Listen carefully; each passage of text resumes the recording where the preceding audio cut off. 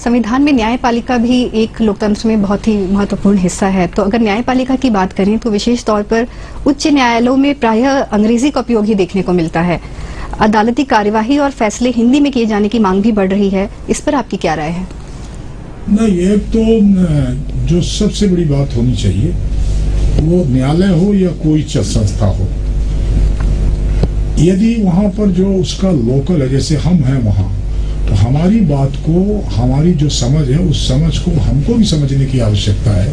यदि किसी भाषा हमारी समझ में नहीं आ रही है तो वो शायद ठीक नहीं होगा।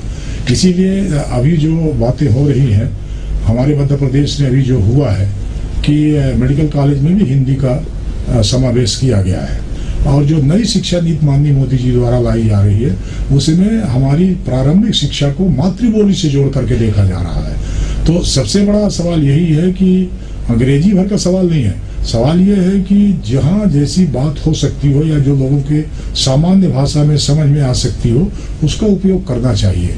और केवल अंग्रेजी भर नहीं, मैंने तो इलाहाबाद के हाई कोर्ट के निर्णय को देखा, कई जजों ने संस्कृत में लिखा फैसला, संस्कृत में फैसले लिखे हैं, अंग्रेजी में लिखा, संस्कृत में लिखा, तो उसका अर्थ ये कतई नहीं है।